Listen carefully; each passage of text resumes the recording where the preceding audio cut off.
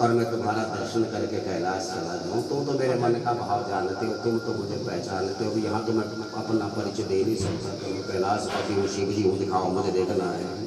तो अचानक भगवान श्री कृष्ण ने अंदर रोना शुरू किया। इतना रोए, माँ से संकित होगी, उठाया, आंचल में लिया, दूध पिला। वो कहाँ पिए, रोता ही जाए, रोता ही जाए।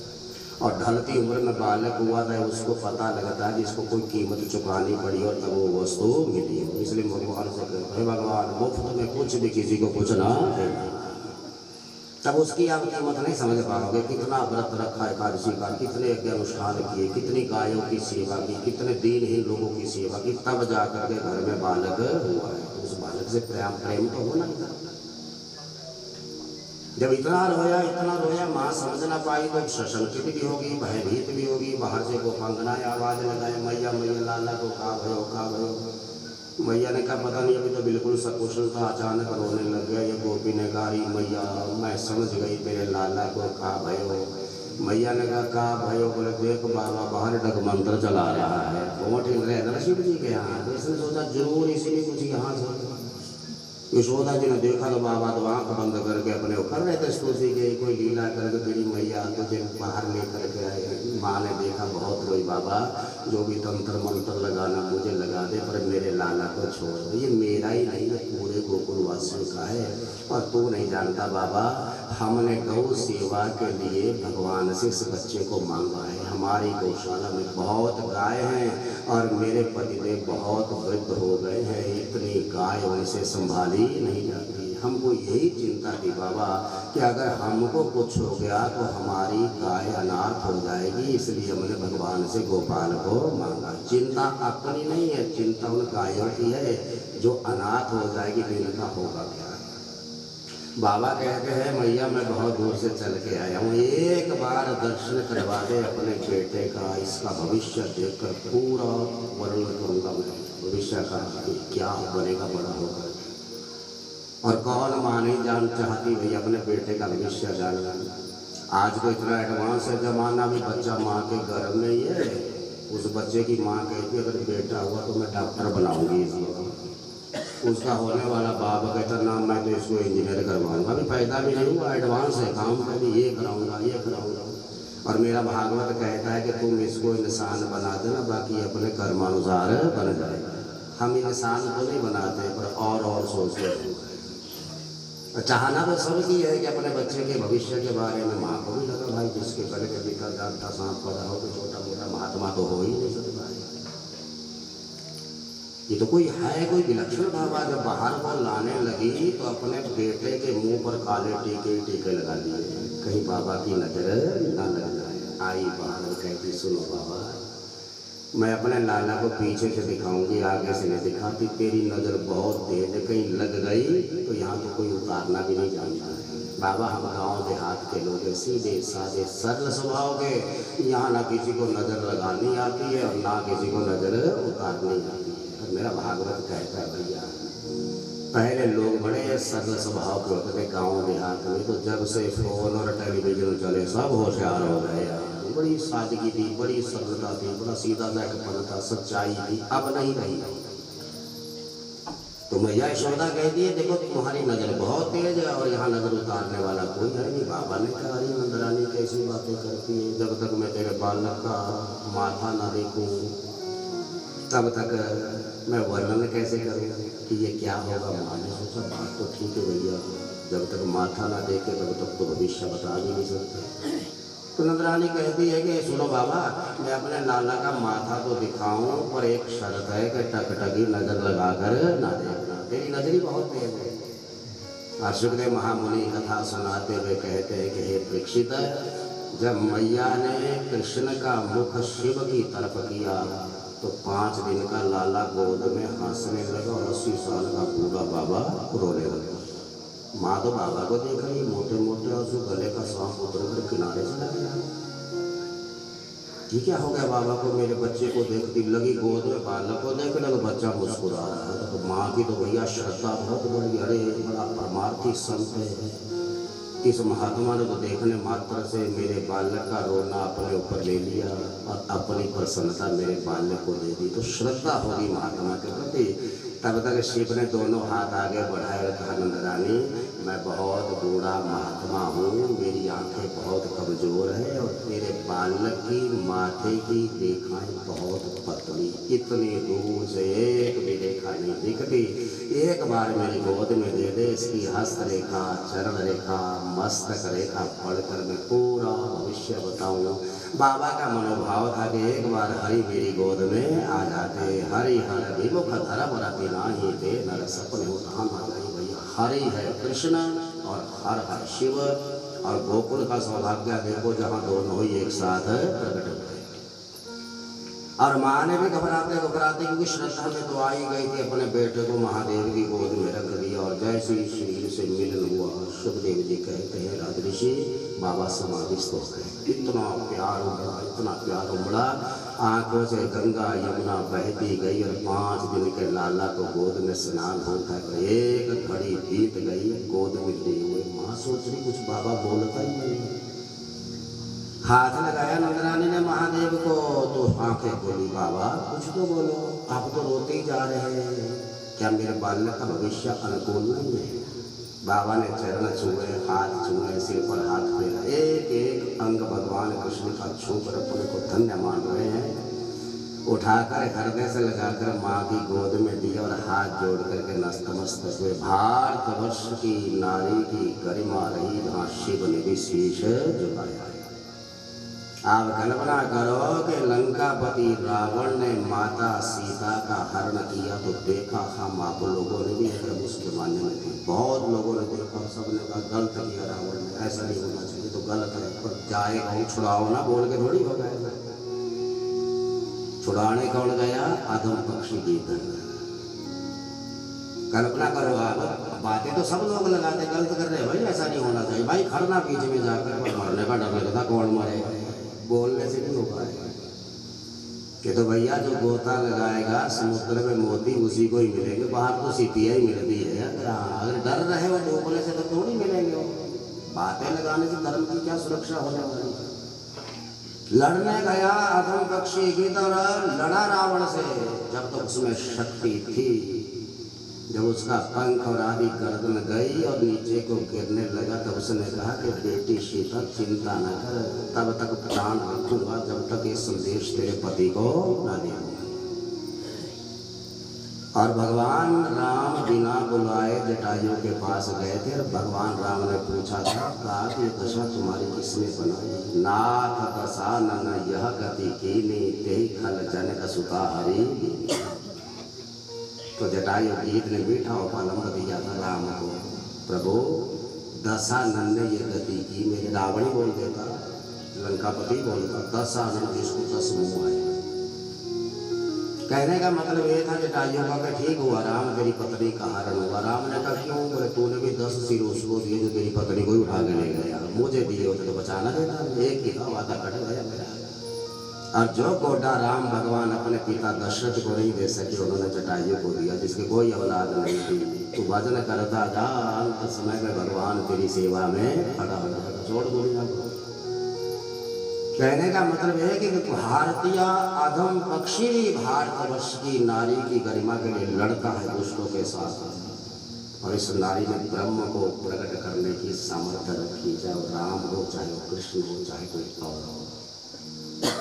इतनी शक्तिशाली है और इतनी सामर्थ्य है। आज भगवान शिव कहते हैं, यदा यदा ही धर्मस्य ग्लानिर्भवति भारत अभ्युत्थानं धर्मस्य तदात्मानं परित्राणाय साधूनां विनाशाय दुष्कृतां धर्म संस्थापनार्थाय संभवामि युगे युगे। जब जब होई धर्म की हानि, बाढ़हि असुर अधम अभिमानी, तब तब प्रबुधई विविध शरीरा हर कृपानिधि सज्जन। सारा बताया कि क्यों आया है, किस लिए आया है, हर युग में आता है। ये वसुदेव देवकी की यहाँ भी आ चुका है। तुम भाग्यशाली नहीं हो नंदरानी, पता नहीं कितने जन्मों का तुम्हारा पुण्य उदय हुआ जब तुम्हारी गोद में जो विश्व का पालन पोषण करता है, वो तुम्हारा दूध पीकर अपने जीवन का निर्वाह करता है। नंदरानी जो पूरे विश्व का आधार है, वो तुम्हारी गोदी का आधार लेकर बड़ा हुआ है। मैं क्या बोलूँ इसके बारे में? अच्छा बाबा ज़्यादा तो ना बोलो, पर इतना बताओ कि पढ़े लिखेगा भी क्या ऐसा ही रहेगा? तो माताओं को तो एक दो ही चिंता होती है भैया। तो भगवान कहता इतना पढ़ेगा कि तो पहले ही पढ़ा पढ़ाया। कौन सा शब्द जिसको आता है, सारे शब्द इसी से तो बाहर आते हैं। अच्छा बाबा ये तो बताओ इसकी शादी भी होगी कि कुंवारा ही तो नहीं रह जाएगा बेचारा? कहीं काला खाना देखेगा तो माँ को चिंता होगी कि पता नहीं लगेगा भी रिश्ता कि ना लगेगा, कि तो ढलती उम्र में वैसे। महादेव कहते अरे नंदरानी चिंता न करो, आपकी और पीछे दौड़ी रहेगी इसके द्वारा। पर इतनी इसकी रेखा भी उभरी नहीं है ज़्यादा, पर इतनी रेखा बता रही है कि 16,108 विवाह तो उसकी हो गई। माने का बाबा पागल हो गए हो गया। आज देखना आता भी है क्या? वैसी देख रहे वैसी वो इतनी शादियाँ भी किसी की हुई है। बाबा कहते नंदरानी अगर जिंदा रहा ना तो इसके ब्याह पर फिर बधाई मांगने आऊँगा। बोलो वृंदावन बिहारी लाल की जय। एक एक शब्द मेरा सच होगा तब तो याद करेगी। इतना बोलकर बाबा बोल पड़े, पर मैया एक बात है क्या? बोले आज के बाद ना गोकुल गाँव में राक्षसों का आना जाना शुरू हो जाएगा। माँ तो डर गई, बाबा एक ऐसी बात है कर ले, पहले बढ़िया बढ़िया मिठाई खिलाई और बाद में कड़वा बढ़ा दी उठा कर ले। राक्षस क्यों? बोले ये लाइन है इसके हाथ में, पर मेरे पास एक औषधि है। कैसी औषधि? बोले तो अपने लाला का सिर मेरे सिर पर पैर रख दे, इसमें एक औषधि छुपी है चटाने, वो लग जाएगी ना। जितने मर्जी राक्षस आए तेरे लाला का कुछ बिगड़ने वाला बाहर हो गई। बाबा ये कैसी उल्टी उल्टी बातें करते हो? साधुओं का चरण तो हमारे सिर पर चाहिए, हमारा चरण साधु के सिर पर थोड़ी जाएगा। उल्टी बात बोल रहे, हमको पाप नहीं लगेगा, हम तो नरकगामी हो जाएंगे। बाबा ने कहा बाद में 10 बार मत्था टिका लेना, क्या फर्क पड़ता? बोले ना बाबा ये नहीं, तुम उस औषधि को निकाल कर मेरे बाल के पैर में छुआ। बाबा कहते तो उसका रस्सी खत्म हो जाएगा, प्रभाव ही खत्म हो जाएगा। तो बाबा ये तो ये नहीं हो सकता। बोले क्यों नहीं हो सकता? तुम रखो तो सही 10 बार मत्था टिका देना, कुछ नहीं होने वाला। अच्छा बाबा क्यों बोल रहे हैं कि मेरे सिर पर कन्हैया का पैर रख दो?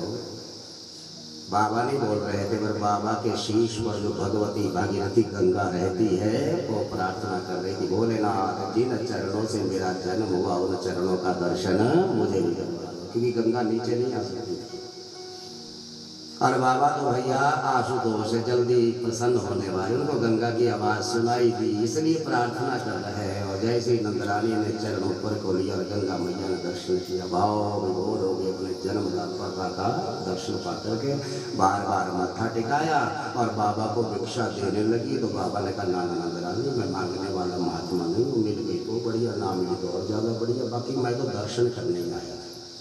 भैया ने कहा घबरा दे बाबा, हमारे आंगन से अतिथि खाली हाथ चला जाए वो गृहस्थ तो किसी काम का है ही नहीं है। इसके पिता को पता लगेगा मुझे डांट पड़ेगी। हमारा नियम है वैष्णवों का, कोई भी आए जो अपने में श्रद्धा हो उसको हम जरूर देते हैं। बाबा ने कहा फिर एक वचन देते, वचन ही दे दो बाबा, क्या लेना है? बोले अपने आंगन में एक छोटा सा मंदिर बनाना, उसमें शिवलिंग की स्थापना करना, पर ऐसी जगह शिवलिंग स्थापित करना नंदरानी कि तेरा लाला नहाए और उसके नहाने का पानी शिवलिंग के ऊपर आए। बोलो शंकर भगवान की जय। क्यों बोल रहे बाबा? क्योंकि गोकुलवासी वैष्णव लोग हैं, ध्यान देना बात पर, गोकुलवासी वैष्णव है, स्मार्ट नहीं है। और जिसने वैष्णव संप्रदाय की दीक्षा ले रखी हो भगवान शिव का चरणामृत नहीं ले सकता। 12 ज्योतिर्लिंग सौराष्ट्र सोमनाथ श्रीशैल मल्लिकार्जुन उज्जैन महाकाल ओंकार ममलेश्वर, इन 12 ज्योतिर्लिंगों का प्रसाद और चरणामृत को किसी भी संप्रदाय का सब ले सकते हैं। और वो शिवलिंग जो स्वयं हुआ है, जो कहीं अपने आप पिंडी प्रकट हुई है, उसका चरणामृत और भोग भी सब ले सकते हैं। या वो शिवलिंग जहाँ बैठ कर किसी भक्त ने साधु ने कोई सिद्धि प्राप्त कर रखी हो। बाकी भैया अगर प्रसाद लेना चाहते हो तो शिव पिंडी से थोड़ा दूर डोना रखा जाता, जो शिवलिंग के ऊपर चढ़ गया उसका भाग चंड का भाग है। शिव जी का गाना है चंड, वो हम नहीं कह सकते। पर हाँ अगर आप भोग लेना चाहते हैं और आपने शिव मंत्र की दीक्षा नहीं ले रखी है, आप वैष्णव है, तो आपको प्रसाद का डोना शिव पिंडी से स्पर्श नहीं कर, दूर रखो, भोग लगाओ भगवान को, तो आप ले लो। और अगर आप भगवान शंकर का चरणामृत लेना चाहते हैं तो एक ही विधि बताइए वैष्णवों के लिए कि शिव पिंडी के साथ शालिग्राम को भी साथ में ही लड़ाया जाए। बोलो शंकर भगवान की जय। शिवलिंग को अलग नहीं, ये शालिग्राम भगवान और शिव पिंडी को एक साथ लगाओ तब तो उस चरणामृत के सब अधिकारी है। इसलिए वैष्णव लोग गोकुल में रहते हैं तो भगवान ने वहाँ शिवलिंग का निर्णय लिया। उनको पता है कि लोग शिव में भी बहुत भक्ति रखेंगे, जिनका भाव होगा उनको भी चरणामृत मिलना चाहिए। बाकी महादेव का प्रसाद है भैया, ये तो जैसी मिले वैसी ले लाना चाहिए, कल्याणी करता। पर कुछ रास्ते शिव महापुराण में बताए हैं। कुछ शिवलिंग ऐसे हैं जिनका प्रसाद हम नहीं ले सकते और उस पर पिंडी पर चीज चढ़ गई, वो चंड का ही अधिकार होता है, उसको तो मतलब नहीं बनता लेने का। पर अगर शिवलिंग को नहा करके उस चरणामृत को पीना चाहते हैं तो वैष्णव लोग शालिग्राम भगवान और शिवलिंग को एक साथ नहाए और समार्थ लोग पंचायत में देवों का एक साथ अभिषेक करें। गणपति, भगवती दुर्गा, सूर्य भगवान की प्रतिमा और विष्णु भगवान और शंकर पंचायतन देव है, 5 देव है, अवधवासी समार्थ है। स्वयं भगवान राम ने इन 5 की पूजा कर रखी है। तो भगवान इतना कह करके चले गए, पीछे से नंद बाबा आए और बाबा के सामने यशोदा जी ने सारी तथा कथित बातें लगी। बाबा ने कहा पगली हो गई है, तुझे पता नहीं है जब से बच्चा हुआ तब से ऐसे विलक्षण महात्मा आते जाते रहते हैं। और एक संत को तो भिक्षा देते देते ना यशोदा जी ने पूछा भी था, जब कुछ बड़ा हो गया था कन्हैया 5-6 महीने का, और एक महात्मा सुबह ही भिक्षा मांगने आया और मैया ने कटोरा अन्न का और बोल बैठी बाबा क्षमा करना, आप सुबह भी मांगने आते हो, दिन को भी और शाम को भी आते हो। मुझे बहुत अच्छा लगा है, आप एक दिन में 3 बार नहीं 30 बार मांगने, और मुझे देने में बहुत आनंद आता है। पर बाबा जब जब मैं आपका माथा देखती हूँ ना, आप मांगने वाले महात्मा नहीं करते। सच बताओ बाबा, ये मांगने का बहाना लेकर दिन को सुबह और शाम को मेरे आंगन में क्यों भटकते रहते हो? तो बाबा रोने लगे। नंदराज ने कहा बाबा मेरे से कोई अपराध हो गया तो क्षमा कर दो, मैं गंवार गोटी, मुझे क्या पता महात्माओं से कैसे बात होती, मेरे मन में जो आया मैंने आपको कह दिया, पर अगर गलती और आपको दुख हुआ तो मैं क्षमा चाहती हूँ। तो बाबा कहते नहीं नंदराज तू सच बोल रही है, हम मांगने वाले महात्मा नहीं हैं, तो फिर क्यों मांगने आते हो? बोले तेरे लाला का दर्शन करने के लिए। बहाना तो चाहिए कोई आंगन में आने का। हजारों साल बीत गए, कंदराओं में साधना करते करते ना मुक्ति मिली ना भगवान मिला। जब पता लगा कि हमारा परमात्मा बालक बनकर आया, हमने सोचा मांगने का काम चालू कर दो, वही कर्म अच्छा जिससे भगवान का दर्शन होता है। ऐसा मन कर रहा है कि हम महात्मा ही काहे को बने। अगर तेरे महल की दीवार के पत्थर भी होते तो तेरा कन्हैया हमको छूकर पकड़ कर चलना सीखता और हमारा जीवन धन्य होता। कल्पना करो, बड़े बड़े ऋषि महर्षियों का मनोभाव, 84 कोस के वृंदावन में पत्थर का ही जन्म मिले, पर मिले तो सही। आज भी जाओ वृंदावन धाम में, हर आदमी राधे राधे राधे राधे राधे राधे राधे राधे, डाल डाल पर बात बात पर एक ही नाम गूंजता, राधे राधे राधे राधे राधे। अरे कृष्ण बोलो, बोले कृष्ण तो हमारी किशोरी जी का नौकर है, वो तो खुद आएगा पीछे से, तो राधा लोगो। और सीधा सा मतलब ही है, मैं बार बार कह रहा हूँ कि माँ ही पिता का दर्शन करवाती है। कैलाश के निवासी नमो बार बार हो, नमो बार बार हो, आयो शरण बिहारी बोले तार तार हो, हरि बोले तार तार हो।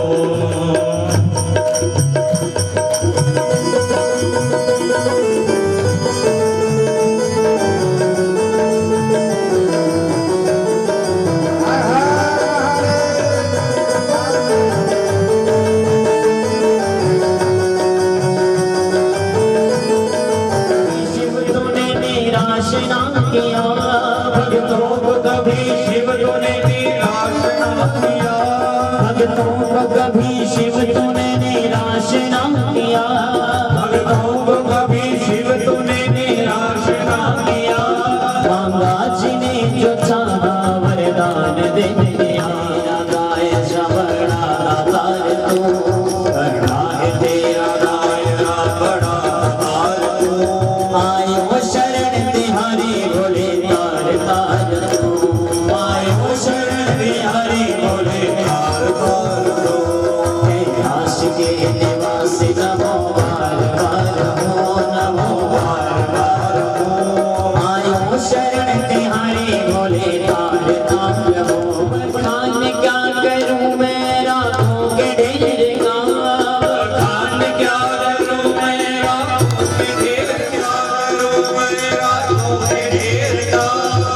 चपटी बभूत में है खजाना कुबेर का, चपटी बभूत में है खजाना कुबेर का।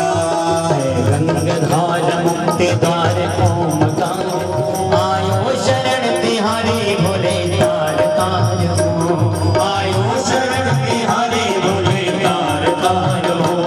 कैलाश के निवासी नमो बार बार हो, नमो बार बार हो। आयो शरण तिहारी भोले तार तार हो।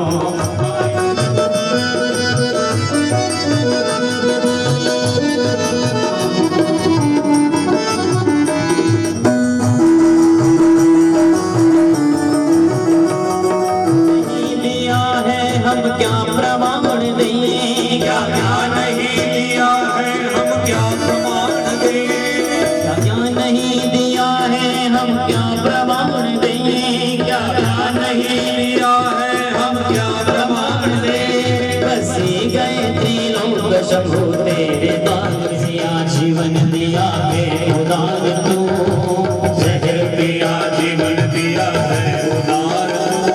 आयो शरण तिहारी भोले तार तार हो, आयो शरण हरि बोले तार तार। कैलाश के निवासी नमो बार बार हो, बार बार हो। आयो शरण तिहारी भोले तार तार हो।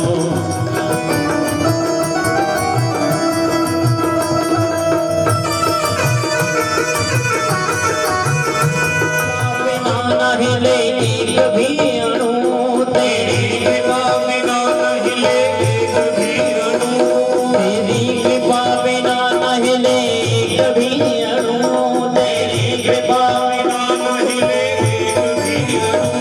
लेते हैं श्वास तेरी दया से गणु गणु, लेते हैं श्वास तेरी दया से गणु गणु, ओ लेते हैं श्वास तेरी दया से अणु गणु, लेते हैं सांस तेरी दया से अणु अणु। करते हैं दास एक बार मुझको निहार दे, करते हैं दास एक बार मुझे निहार दे। आयो शरण तिहारी भोले तार तार, आयो शरण हरि बोले तार तार। कैलाश के निवासी नमो बार बार हो, नमो बार बार हो। आयो शरण तिहारी भोले तार तार हो, तिहारी भोले तार तार हो। आयो शरण तिहारी भोले तार तार हो। बोले शंकर भगवान की जय। हर हरे महादेव। बहुत भावन विश्वनाथ भगवान शंकर श्याम सुंदर भगवान को हरदस्त करके कैलाश को गए। इसका मतलब भगवान सब देवता है, भगवान को मानने का कौन पक्षपाती हो गया।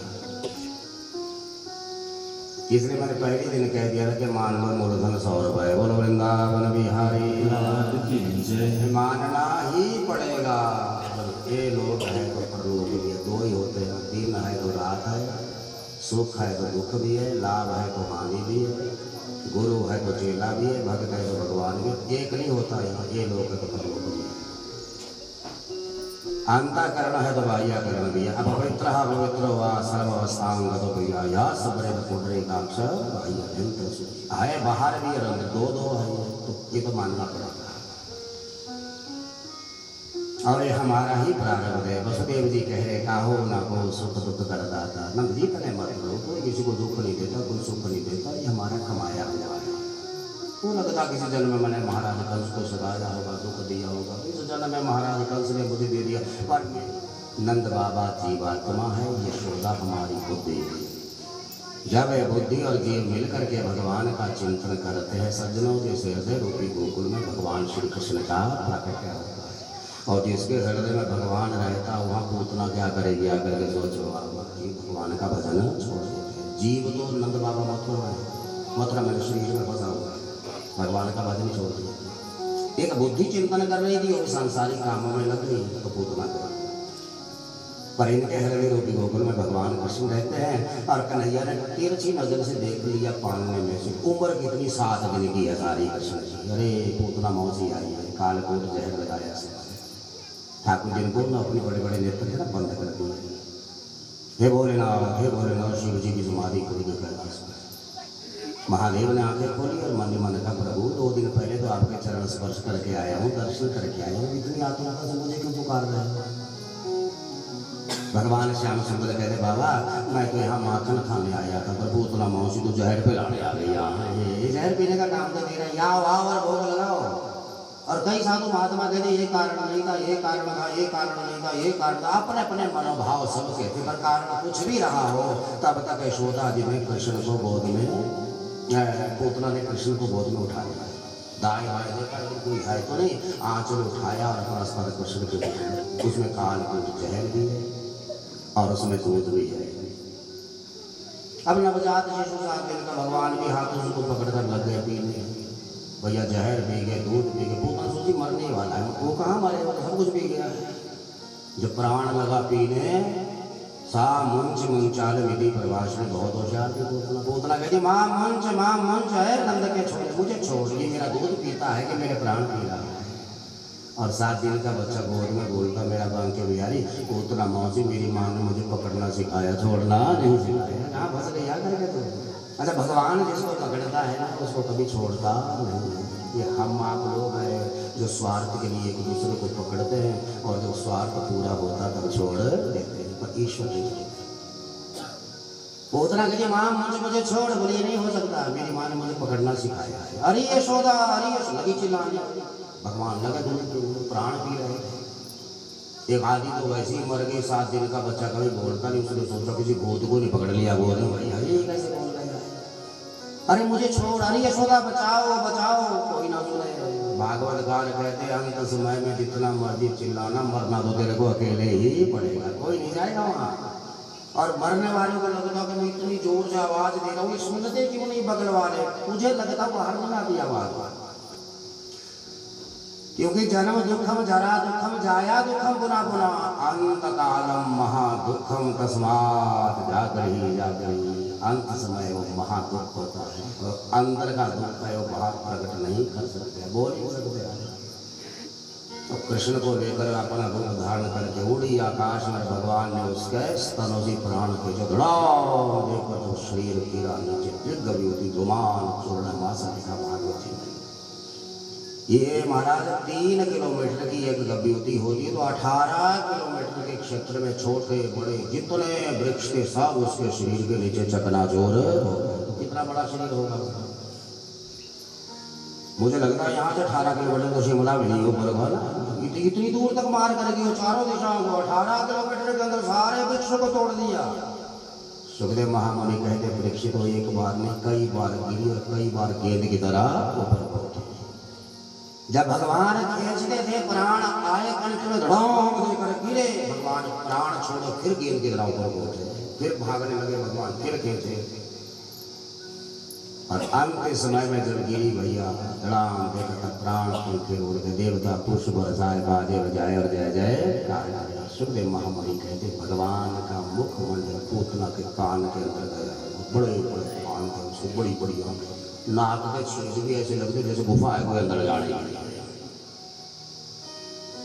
अब उसके गिरने से धूल भी बहुत उड़ी, तब तक तो गोकुलवासियों को समझ में नहीं आया। जब धूल बैठी लगे देखने, ना हो सखी ना हो कृष्ण, न तब तक नंद बाबा का नंद चाचा पहुंचे, वो भी आए दौड़े, जहाँ से आवाज आई क्या देखते पूतना राक्षसी मरी पड़ी और उसके कान में भगवान का मुखमंडल गया है। ऐसा लगता है परीक्षित कि भगवान पूतना के कान में कुछ गुप्तगू कर रहे, कुछ बोल रहे। स्तनंद यस्यास्तनयेव जीविका दत्ता स्वया स्वयमानने मम मया चपीतो मर्यते त्वया किम वा ममागा स्वयमेव कथ्यताम्। ठाकुर जी बड़ा सुंदर बोलते हैं पूतना मौसी मैं स्तनपान करने वाला नवजात शिशु 7 दिन का, मैं फल नहीं खाता, मैं गिलास में दूध भी नहीं पीता, रोटी भी नहीं खाता, केवल माँ का स्तनपान।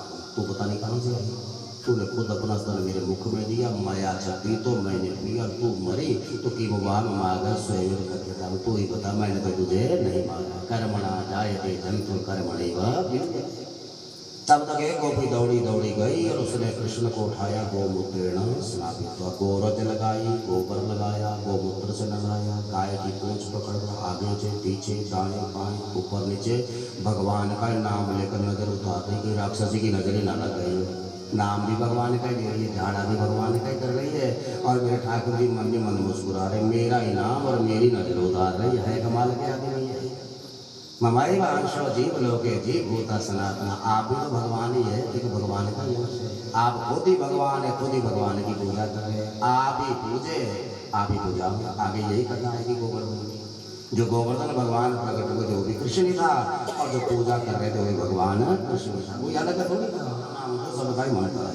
ये तो सबका ही है, और यही नाम है जो आपको भवसागर पार लगा देगा, संसार के सारे दुखों से छुड़ा देगा। यही नाम है। हमारा ये मन चंचल जरूर है, लेकिन इसका स्वभाव है भगवान के भजन में डूब जाना। जैसे लोहे का स्वभाव है पानी में डूब जाना।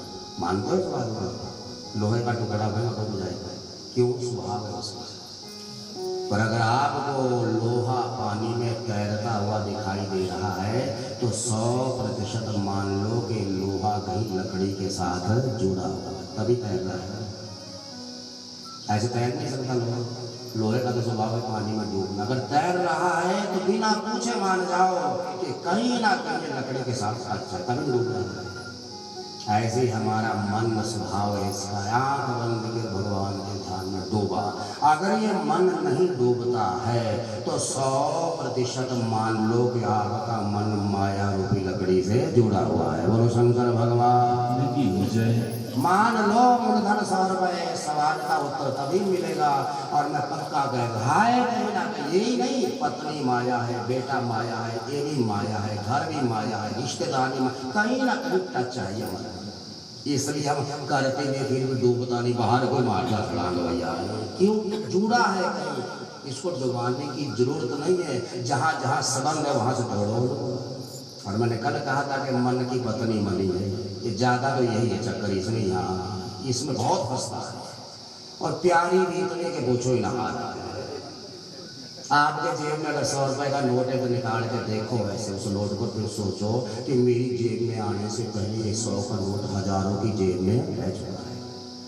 इतना तो आप जानते हैं कि मेरी जेब में आया, इससे पहले ये नोट हजारों की जेब में रह चुका है। तो इतनी बुद्धि तो हमारे पास है, जब उन हजारों की जेब में भी रहा तो मेरी जेब में भी रहने वाला तो तेरे पकड़ खाएगा।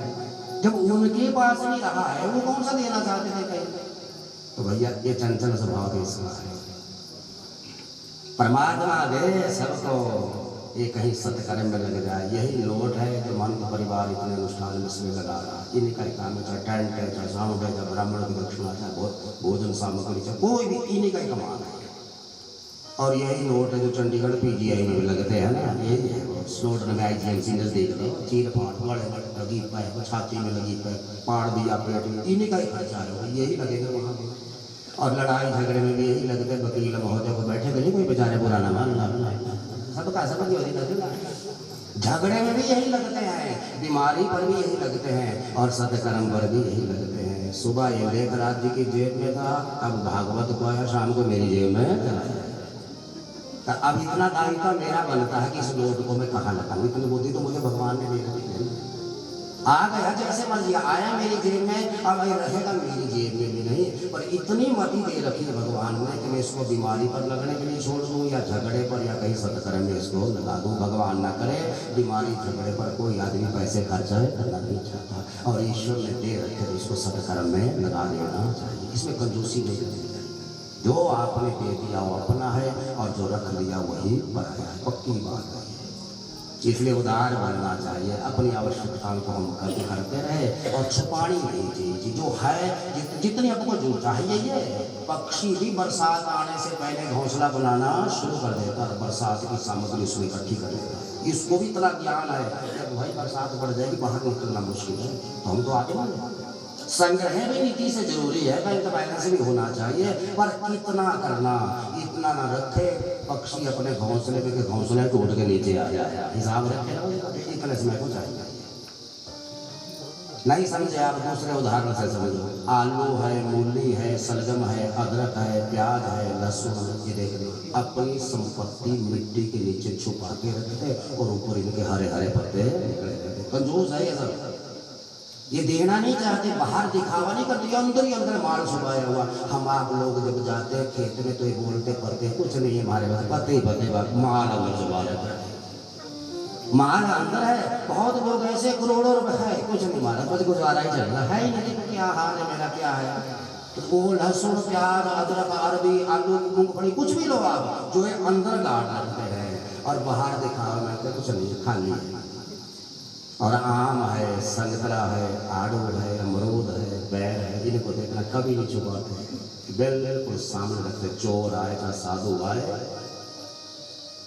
लोग इनको डंडे मारते हैं, पत्थर मार कर कहते खाओ खाओ भाई, ले जाओ, हमको भगवान ने दे रखे, तुम भी खा लो। बांटते हैं ये, छुपाते नहीं है। जब ये बांटते हैं तो हर साल भगवान इनको देता है, ये फिर बांटते हैं, भगवान इनको फिर देता है, फिर बांटते हैं, भगवान इनको फिर देता है। आलू, मूली, सलगम, अदरक, अरबी अपना माल मसाला छुपा करके रखते, बाहर हरे हरे पत्ते, कुछ नहीं है, कुछ नहीं है। तो किसान इनको ऐसे उखाड़ता, जड़े भी नहीं रहने देता। आगे बात समझ, ऐसे उखाड़ता कि जड़ भी नहीं रहने देता। जो भैया कंजूसी करेगा, माल छुपा के रखेगा, एक दिन भगवान ऐसे उखाड़ेगा, वंशी खत्म हो जाए। बांट दे, सामने रख दो, जितना अपने को चाहिए चाहिए भैया, तो अपने को भी चाहिए। आपत्ति काल के लिए चाहिए, बेटी की शादी करनी है, बच्चों को पढ़ाना लिखाना है, मकान इतना चाहिए, बाकी तो आया तो वितरण उसको। इसमें दिखावा नहीं, कैसे भी करूँगा। कईयों की श्रद्धा नहीं होती ऐसे अनुष्ठान में, नहीं है तो किसी विद्यालय में दे दो, पाठशाला में, किसी गौशाला में दान दे दो, धर्मशाला में दे दो, कोई रास्ता बना दो, कोई बावड़ी बना दो, कोई पेड़ लगा दो, कुछ तो करो। मेरे कहने का मतलब जहाँ आपका मन माने वहाँ बांटो, और रोज दान करना चाहिए। मैं नहीं कहता कि हजारों दो या करोड़ों दो, रुपया ही दो, पर दे दो, देते रहो, बस देते रहो। देने से आप देवता बन जाओगे। सोने वाली अम्मा जी की जय हो, बोलो शंकर भगवान की जय। मेरी कथा रह जाएगी बोलने को, मैं बाहर चले जाता हूँ तो मुझे बहुत मसाला दिखता बाहर आ रहा, तो ये छूट जाता है। अब लेकर आदमी फंसा दिया ना कि अपने आप ही करना पाठ, तो मैं 3.5 का भाई साहब कथा का लगाया हुआ, 3.5 घंटे तो बोलूँगा मैंने लगाया साहब, मैं लेना चकवा ही जाऊँ, घर को गई भैया, आधा घंटा कथा का काम कर दो, यही हो सकता था ऐसे। क्योंकि समय बोल बोल के ना आदमी थोड़ा ये मेरी ये संतुलन में नहीं रहता। ठीक है, मैंने आपको कहा 30 वर्ष हो गए, 1992 में पहला शिव पुराण किया था गुरु जी के आश्रम में, सरहद शहर में, और ये 1992 मार्च में 30 साल हो गए कथा करते करते, और भगवान की ऐसी कृपा के कर रहे, और स्वास्थ्य भी ठीक है, मैं नहीं बोल सकते।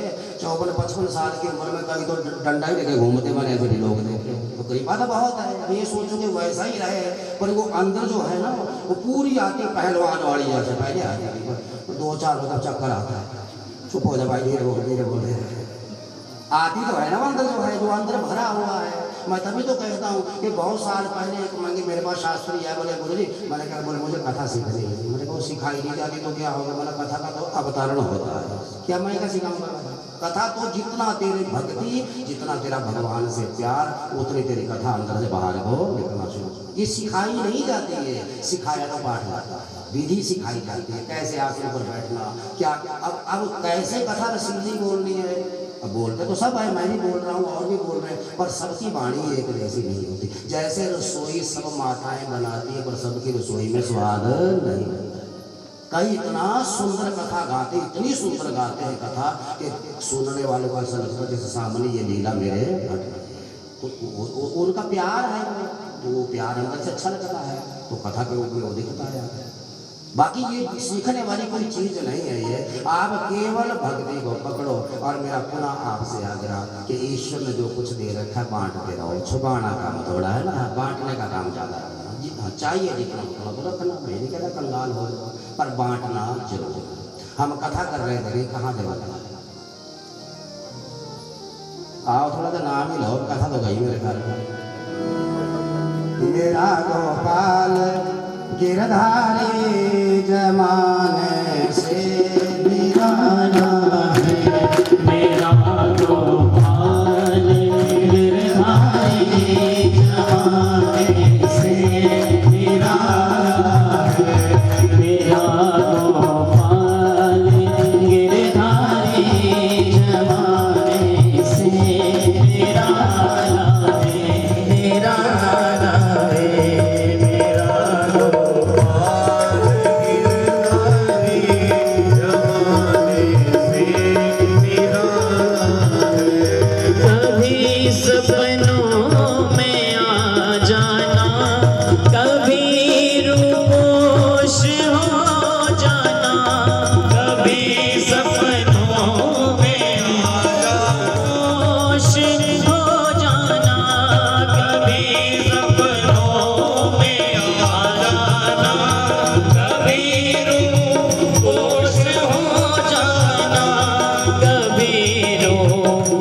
खुश हो जाना ढलने का मेरा गोपाल गिरधारी जवानी से निराला है मेरा गोपाल गिरधारी जवानी से निराला है कभी वो मुस्कुराता है कभी वो रूठ जाता है के खातिर तो बड़े नाजों से पाला है किसी दर्शन की खातिर तो बड़े नाजों से पाला है मेरा गोपाल गिरधारी जवानी से निराला है मेरा गोपाल गिरधारी जवानी से निराला है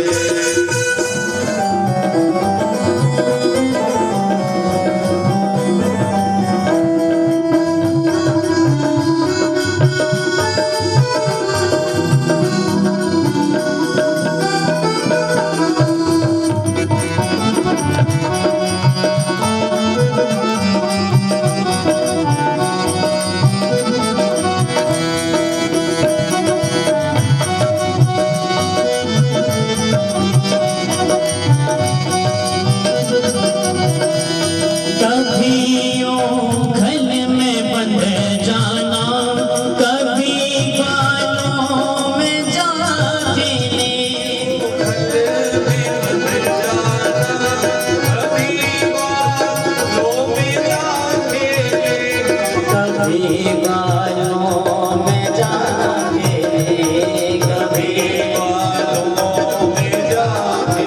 हाल लीला ने अजब धोखे डाला है मेरा गोपाल गिरधारी जवानी से निराला है मेरा गोपाल गिरधारी जवानी से निराला है बोले भगवत्सल भगवान की जय उतना जो देखा संकेत होता है और बुला करके आए तो हर तीर्थ बनता और मेरा अपना अनुभव है कि जितना पुरोहित का आदर महंत करते उतना कोई नहीं करता बोलो बाल कृष्ण भगवान मैं बहुत जगह गया मान लो औरों को मैं बहुत दफा दूँ पर ब्राह्मण का सम्मान ये मैं आपकी बधाई नहीं कर रहा हूँ स्वाभाविक है ये पता नहीं भगवान की आपके ऊपर कृपा होगी कि आपको पता के सम्मान जितनी भावना रखते कि हम क्या ना कर ले और क्या ना हो रहा है तो ये कोई परिवार नहीं महंतों के परिवार जहां भी गया कोई ऐसी जगह नहीं और भी सम्मान करते तो एक पूर्जा आप में अलग ही फिट गई भगवान ने दिया हुआ वो पता ही दूसरे का लगा जाने भगवान अच्छा आपकी आस्था भी है भाई ये भी नहीं कह सकते पर ठाकुर जी बच्चे को ये नहीं कि फॉर्मेलिटी करते तो आस्था भी है कभी इनकी पूजा कब नढ़ाना कब कपड़े पर और क्या ना किया जाए तो ये होती है अरे हाँ वो महंत परिवार में मैं बहुत जगह महंत परिवार में गया तो ठाकुर द्वारे भी है पूजा भी है और कुल गुरुआचार्य का सम्मान है कैसा ही पढ़ा लिखा हो चालू करो भगवान एक सम्मान है अब वैष्णव लोग नंद बाबा जैसे सुना कि कुल पुरोहित है तो दौड़े निकले बाहर को चले जी को बोलना पड़ा कि नंदी मुझे वसुदेव जी ने देखा है उनका बेटा है यहाँ रोहिणी के पास उस बच्चे का मुझे नामकरण शिव जी भाग लेता भाग रहा है सोचो आप शिव जी खड़े ना वहाँ पर कोई भाव ही नहीं पड़ेगा वो तो स्थिरता है अब ये जमान भी इतना बोझ ला देते हैं इतना ला गायत्री कर अरे होली तो हिसाब से ही होगी जो अब दौड़ता भो भो भो भो भो भो करता रहेगा गला सूख जाएगा पानी में आचमन निकल रहा भो भो फिर बैठा रहेगा ओ नहीं इसलिए इसकी स्थिरता है बड़े आप 11 ही बार बोलो ओम नमः शिवाय ओम नमः पता तो लगे मैंने और उसको सुन भी जाएगा जितना ही आप भागोगे उतना ही हो तुम्हारे को दूर भाग कर जाएगा बिल्कुल साधारण शांत एकांत जोर से बोल नहीं श्री कृष्णा श्री कृष्णा श्री कृष्णा श्री कृष्णा पता लग जाए और है इस नाम का इस नाम के दीवाने हो गए भैया धोतियाँ लगा रखी है, छोटे छोटे बच्चों के मुंड में लगी हुई चोटियाँ रखी हुई है, और गले में गौमुखी पड़ी हुई, हरे राम राम राम हरे हरे, हरे कृष्णा कृष्णा कृष्णा हरे हरे। वो आ गए भोगों को भोग करके, उनको पता लग गया कि रास्ता तो यही है भैया, अब उनकी नकल में चले और शांति भाव में देखना, जो सब जगह से थक जाते हैं तो शांति हमको यहीं पर आकर दौड़ लेते हैं और अंत में हाथ भी खड़े कर देते हैं और कहता भैया तेरे से बड़ा कोई नहीं। तो पहले ही बोल देना कि तेरे से बड़ा कोई नहीं है, पहले ना भैया बड़ा, तू पाएगा बड़ा, मेरा भाई बड़ा, मेरे बेटा है, मेरा ये सब रास्ते बंद। तब आती है महात्मा जी की याद, बाबा जी मोर पंख से झाड़ा ही कर दो शायद ठीक हो जाओ। तो पहले ही चला जाए, तो पहले ही इसमें भगत द्रौपदी भी बहुत ही लड़ाई सभा में, हे पांडव, हे विषम पितामह, हे द्रोणाचार्य, हे कृपाचार्य, आई मां कोई नहीं आया। जब द्वारकाधीश को पुकारा द्रौपदी कहती आने में देरी लगा दी कन्हैया, बोले जब तेने पुकारा मैं आ गया, तेने पुकारने में ही देरी लगा दी। तो पहले पुकार देखी, तुम्हें पहले ही आ गया और आज भी कहीं नहीं गया है, आज भी यही है, पर पुकारने वाला देरी लगा तब आता है। अब पछतावा हो तो क्या देखो चिड़िया चुन गई, नाम बहुत प्यारे रखे। और गुरगाचार्य महाराज जी अपना जो भी लेके जाना दान दक्षिणा लेकर गए पढ़ाते हैं। अब आप सोचो कि जो भगवान एक कदम से भूलोक नाप सकते हैं, वो नंद बाबा के दरवाजे की देड़ी निकाल सकते समझ रहे।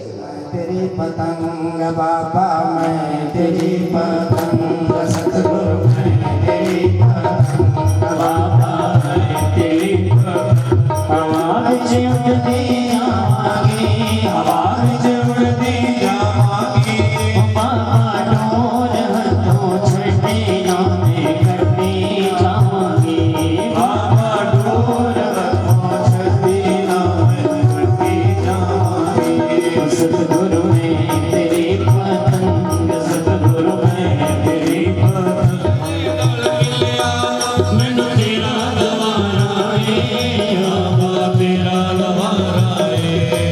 मैनू इको तेरा आसरा नर तेरा सहारा है, बाबा तेरा सहारा है। मैनू इको नालो मैनू दूर हटाए ना, बाबा दूर हटाए ना। इस झूठे जग दे अंदर मेरा पेचा लाए ना, बाबा पेचा लाए ना। इस झूठे जग दे अंदर मेरा पेचा लाए ना, बाबा पेचा लाए ना। जे कट गई तो सतगुरु, जे कट गई तो सतगुरु, जे कट गई तो सतगुरु, जे कट गई तो सतगुरु। फिर मैं लुटी जावांगी, फिर मैं लुटी जावांगी, बाबा डोर हथों छठे नामे करती जावांगी, बाबा डोर हथों छठे नामे करती जावांगी। मैं तेरी पतंग बाबा मैं तेरी पतंग, हवा विच उड़ती जावांगी, हवा विच उड़ती जावांगी, हवा विच उड़ती जावांगी, हवा विच उड़ती जावांगी, बाबा डोर हथों छठे नामे करती जावांगी। मल्लिया बुहा के मैं तेरे द्वार दा, बाबा तेरे द्वार दा। अज मल्लिया बुहा के मैं तेरे द्वार दा, बाबा तेरे द्वार दा। हथ रख दे एक बारी तू मेरे सिर ते प्यार दा, बाबा सिर ते प्यार दा। हथ रख दे एक बारी तू मेरे सिर ते प्यार दा, बाबा सिर ते प्यार दा। ओ मेरे जन्म मरण दे गेड़े, जन्म मरण दे गेड़े, ओ मेरे जन्म मरण दे गेड़े, मेरे जन्म मरण दे गेड़े। ओ मैं बचती जावांगी, ओ मैं बचती जावांगी, ओ मैं बचती जावांगी, ओ मैं बचती जावांगी। ओ बाबा डोर हथों छठे नामे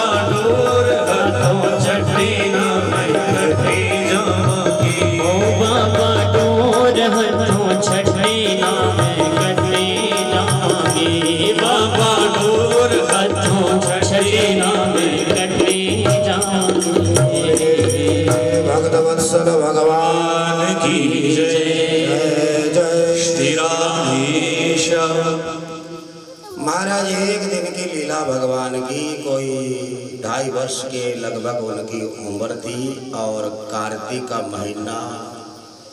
मैया यशोदा गोपांगनाओं को लेकर यमुना पूजन करने जा रही है। शाम का वक्त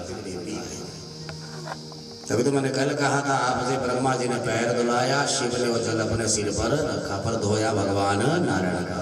तो नारायण सत्य गुण के देवता, केशव का मैंने ब्रह्मा, ईश मैंने रुद्र, तौ वयति प्रशासिति केशव। ब्रह्मा और शिव के ऊपर भी जिसका शासन चलता हो।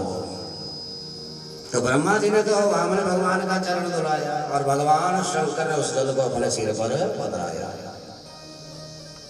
और मैंने ये भी कहा आपसे कि देवो नारायणो नान्या एको अग्नि वर्ण ये, ऐसा लिखा भागवत में।